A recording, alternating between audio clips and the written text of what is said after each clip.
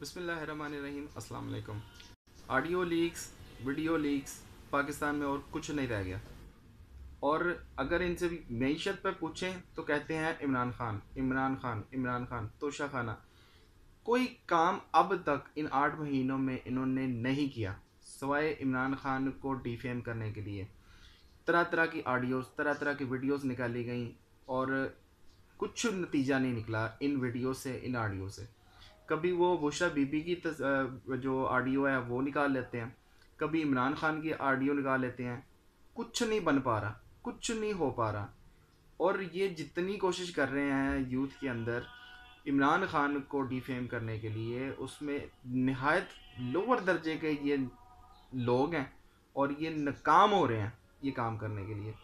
कुछ नहीं हो रहा इनसे, मईशत चल नहीं रही, मुल्क इनसे चल नहीं रहा। मुल्क आलमोस्ट जो है वो डिफ़ॉल्ट हो चुका है, सिर्फ अनाउंस करना बाकी है और इनसे कुछ नहीं हो रहा। इनको जो है वो रिलीफ मिलता जा रहा है।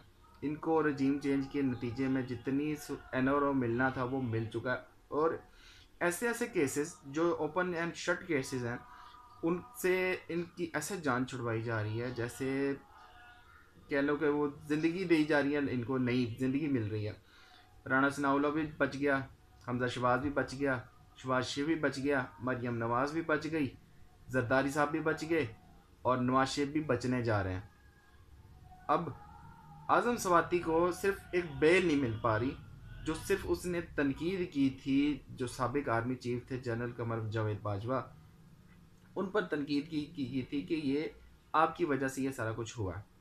और उसको अभी तक बेल नहीं दी जा रही। कभी उनको नंगा किया जाता है, कभी उनको अपने उनके पोतों के सामने, उनकी पोतियों के सामने उनको नंगा करके मारा जाता है, कभी जर्नलिस्ट को हरास किया जाता है, कभी औरतों की जो पर्दादारी है उसको भी जो है ना वो चाक किया जा रहा है, औरतों के घरों में घुसा जा रहा है।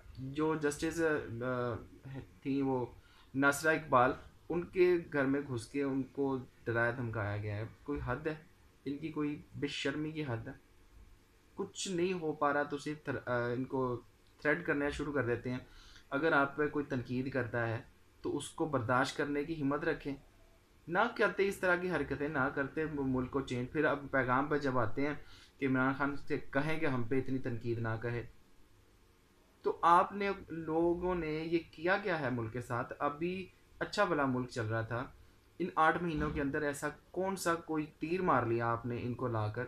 अगर लाना भी था तो किसी ऐसे को लाते जो हमें तकलीफ़ ना देता। वो चोर और डाकुओं को आपने लाकर हम पे मुसल्लत कर दिया है। सिर्फ आपसे गिला शिकवा इसी चीज़ का है कि आपने ये किया क्या है। अगर इमरान खान नहीं था तो कुछ बेहतर लेके आते इमरान खान से। इन सब से बेहतर था इमरान खान। 3 साल या 4 साल के अंदर अंदर उसने मुल्क की हालत बदल के रख दी थी।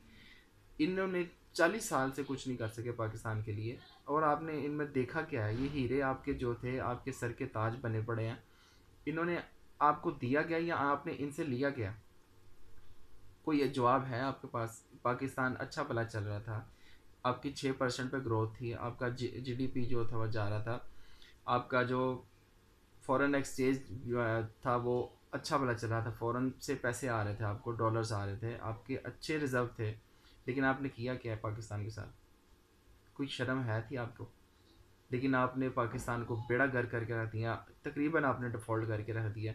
और अगर निकलता है आपके पास तो सिर्फ तोशा खाना। और आप कोई केस बना ही नहीं पाए अभी तक इमरान खान पे। कोई करप्शन निकालें उसकी, पता लगे कि हाँ इमरान खान को नाअहल किया आपने किसी अच्छी चीज़ पे।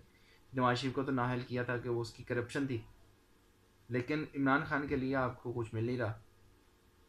खुदा रहा है पाकिस्तान पे रहम करें। पाकिस्तान की जो सॉवरेनिटी है उसको आपने इस कॉम्प्रोमाइज़ पे लगा दिया। अवाम बेचारी पिस रही है और आप लगे अपनी मौजों में।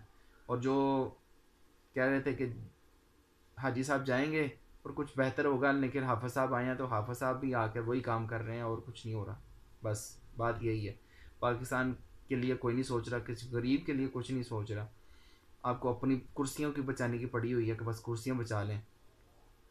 ये जो लोग कभी कहते हैं कि हम वज़ीर आला हाउस सेल कर देंगे, कभी कुछ कह रहे हैं, कभी कुछ कह रहे हैं, इनसे कुछ होना नहीं है। मुल्क तबाह और बर्बाद हो गया हुआ। आज के लिए इतना ही। मिलते हैं अगली वीडियो में इंशाल्लाह, ज़िंदगी रही तो। तब तक के लिए अल्लाह हाफ़िज़।